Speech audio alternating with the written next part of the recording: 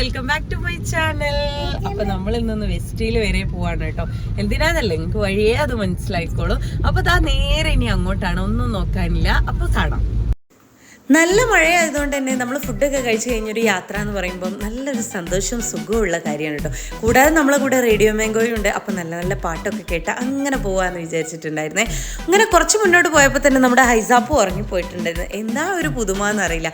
പൊതുവേ വണ്ടിയിൽ കയറിയാൽ എത്ര നമ്മൾ ഉറക്കാൻ ശ്രമിച്ചാലും ഉറങ്ങാത്ത ആൾക്കാരാ ചില ദിവസങ്ങൾ. അങ്ങനെയാണല്ലോ.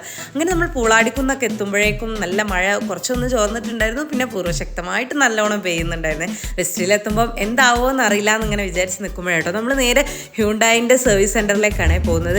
എന്താ വെച്ചാൽ കുറച്ച് ദിവസം മുമ്പാണ് നമ്മളെ വണ്ടി സർവീസൊക്കെ കഴിഞ്ഞ് കൊണ്ടുവന്നത്. അത് കൊണ്ടുവന്ന് കഴിഞ്ഞപ്പോഴോ ഹോണിന് എന്തോ ഒരു തകരാറ് പോലെ. എല്ലാം അങ്ങനെയാണല്ലോ, ഇങ്ങനെ പെർഫെക്റ്റ് ആയി എന്ന് പറഞ്ഞാലും ഒരു ഡിഫക്റ്റ് എവിടെയെങ്കിലും ഒന്നും ഉണ്ടാവുമല്ലോ. അങ്ങനെ നേരെ നമ്മളിത് ആ സർവീസ് സെൻറ്ററിലേക്ക് എത്തിയിട്ടുണ്ടായിരുന്നേ. അവിടുന്ന് ആളെ വിളിച്ച് പറഞ്ഞപ്പോൾ അവർ കൊണ്ടുവരാൻ പറഞ്ഞിട്ട് വന്നതാണ്. എന്നാൽ പിന്നെ എന്താണ് അതിൻ്റെ ഒരു കംപ്ലയിൻ്റ് എന്നും കൂടി നോക്കാമെന്ന് വിചാരിച്ചിട്ട് നമ്മൾ വേഗം അവിടുത്തെ സ്റ്റാഫിനെ വിളിച്ചിട്ടുണ്ടായിരുന്നു.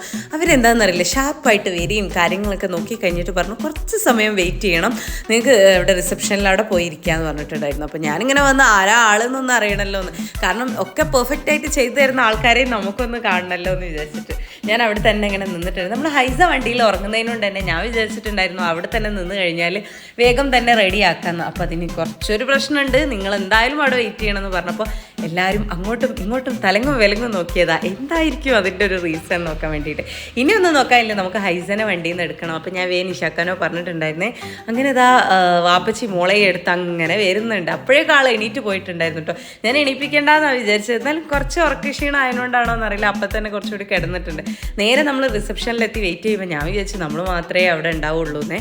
പക്ഷേ എനിക്ക് തെറ്റി, പാടെ തെറ്റി എന്ന് പറയുന്ന മാതിരി ഒരുപാട് ആൾക്കാർ അവിടെ വെയിറ്റിങ്ങിലുണ്ടായിരുന്നേ, നമ്മൾ അല്ലായിരുന്നു. അങ്ങനെ അവിടെ എത്തി നോക്കുമ്പോൾ 2-3 സ്റ്റാഫും അവരൊക്കെ ഭയങ്കര ബിസി ആയിരുന്നു. ഹൈസ ആ ഒരു ഉറക്കത്തിലായതുകൊണ്ട് ഞാൻ വിചാരിച്ചു കുറച്ചുകൂടി കഴിഞ്ഞിട്ട് എണീച്ചിട്ട് നല്ല കോഫിയൊക്കെ കൊടുക്കാമെന്ന്. അപ്പോൾ അവിടെ തന്നെ ഉണ്ടായിരുന്നു. അങ്ങനെ അതൊക്കെ റെഡിയാക്കി നമ്മൾ അതൊക്കെ സർവീസൊക്കെ ഒരു വേഗം ചെയ്ത് തന്നിട്ടുണ്ടായിരുന്നേ. അത് കഴിഞ്ഞ് ഇനി നേരെ പോകണം. പിന്നെ അതുപോലെ തന്നെ വീട്ടിൽ നിന്ന് വരുമ്പോൾ അമ്മച്ചി പറഞ്ഞിട്ടുണ്ടായിരുന്നു കുറച്ച് മീൻ മേടിച്ചാൽ നല്ലതാണെന്ന്. അപ്പോൾ ഞങ്ങൾ ഏതായാലും വെസ്റ്റിലല്ലേ, പൊതുവേ അവിടെ എത്തി വരുമ്പോൾ നമ്മൾ പാവങ്ങാട് നിന്നാണ് കേട്ടോ മേടിക്കാറ്. പാവങ്ങാട് ആ പുതിയങ്ങാടി സൈഡിൽ നിന്നാണ് മേടിക്കാറ്. അപ്പോൾ അവിടെ എത്തി നിർത്തി നോക്കുമ്പം ഇതൊക്കെയാണ് അവിടെ ഉണ്ടായ മീനുകൾ കേട്ടോ. അപ്പം എനിക്ക് ഈ മീനൊക്കെ നമ്മളിങ്ങനെ കണ്ടുപരിച്ചിട്ടുണ്ടെങ്കിൽ പോലും നമുക്ക് എന്താ അതിൻ്റെ പേര് എന്നൊന്നും എനിക്ക് ഇതുവരെ അറിഞ്ഞിട്ടില്ല.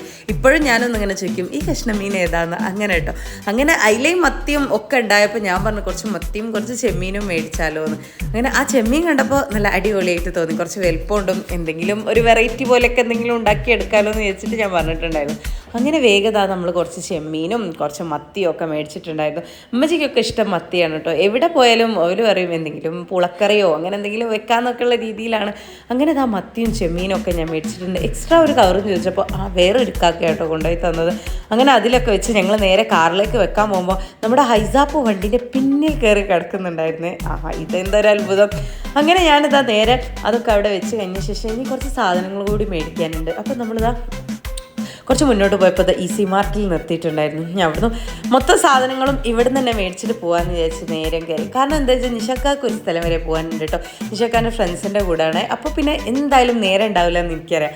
അപ്പോൾ വലിയ തുടങ്ങിയിട്ടുണ്ടായിരുന്നു കയറലും പർച്ചേസൊക്കെ എന്ന് പറയുമ്പോഴേക്ക് തുടങ്ങി. അപ്പോൾ ഞാൻ പറഞ്ഞു ഓഹോ ഫ്രണ്ട്സിൻ്റെ കൂടെ പോകാനുള്ള ആ ഒരു ഇതുകൊണ്ടാണല്ലേ എന്ന് പറഞ്ഞു. അന്നേരം എന്നോട് പറയുകയും ചെയ്തു എനിക്ക് തോന്നി എങ്ങനെ എന്തെങ്കിലും സിറ്റുവേഷൻ ഉണ്ടാകുമോ ഞാൻ കയറി അങ്ങനെ പറയുമെന്ന്. അങ്ങനെ ആ സാധനങ്ങളൊക്കെ കുറച്ച് എടുത്തിട്ടുണ്ടായിരുന്നു. പിന്നെ അമ്മച്ചി ഒരു കത്തി വേണമെന്ന് പറഞ്ഞപ്പോൾ അതും കൂടി നോക്കിയിട്ടുണ്ടായിരുന്നു. അങ്ങനെ സാധനങ്ങളും ഒക്കെ എടുത്ത് കടലയും ചെറുപയറും അങ്ങനത്തെ അല്ലറ ചില്ലറ സാധനങ്ങളൊക്കെ മേടിച്ച് കഴിഞ്ഞ ശേഷം പിന്നെ ഞാൻ വന്നത് എന്തിനാണെന്നല്ലേ, ഹൈസക്ക് ഐസ്ക്രീം വേണമെന്ന് പറഞ്ഞപ്പോൾ ഐസ്ക്രീമിൻ്റെ അടുത്തേക്കാണ്.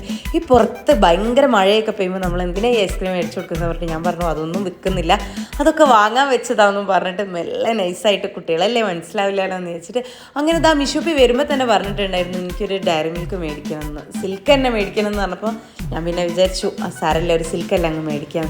അപ്പോൾ നമ്മുടെ ഹൈസാപ്പൂനും വേണം കേട്ടോ. അങ്ങനെ ഹൈസാപ്പൂനും മേടിച്ച് കഴിഞ്ഞ ശേഷം കുറച്ച് പച്ചക്കറിയും കൂടി വാങ്ങി കഴിഞ്ഞപ്പോഴാട്ടോ അവർ പറയുന്നൊരു കൂപ്പൺ ഉണ്ടെന്ന്. എന്നാൽ പിന്നെ അതുകൂടി എഴുതി കൊടുക്കുക, ഭാഗ്യം ആയിരിക്കാമെന്ന് അറിയില്ലല്ലോ.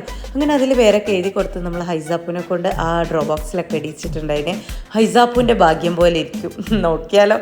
കുറച്ച് ബേക്കറി എന്തെങ്കിലും ചായക്ക് മേടിച്ചാലോ എന്ന് വിചാരിച്ചിട്ട് അതും 2-3 ഐറ്റംസൊക്കെ മേടിച്ച് കഴിഞ്ഞ് നേരെ ഇനി വണ്ടീൻ്റെ അടുത്തേക്ക് പോവുകയാണെ. അതൊക്കെ അതിലേക്ക് വെച്ചിട്ട് നമ്മളിനി നേരെ വീട്ടിലേക്ക് പോകാൻ വേണ്ടി റെഡിയായി നിൽക്കുക. അപ്പോഴേക്കും നിഷക്കാർക്ക് ഒരു സ്ഥലം കൂടി ഇറങ്ങേണ്ടിയിരുന്നു. അപ്പോഴേ ഹൈസ കയറിങ്ങാണ്ട് ഡ്രൈവൊക്കെ ചെയ്യുന്നുണ്ടതിന്.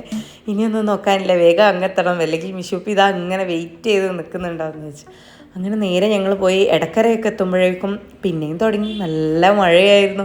ഈ മഴയത്താണ് പോവേണ്ടത്, ഇനിയും പോകാൻ മഴയത്ത് തന്നെ കേട്ടോ ആഗ്രഹം. അങ്ങനെ ഇതാ വീട്ടിലെത്തിക്കഴിഞ്ഞപ്പോൾ പിന്നെ ഇതാ മിഷുപ്പി ഡയറി മിൽക്കൊക്കെ കണ്ട് ഹാപ്പിയായി. അപ്പോൾ ഇനിയൊരു വീഡിയോയിൽ കാണാം.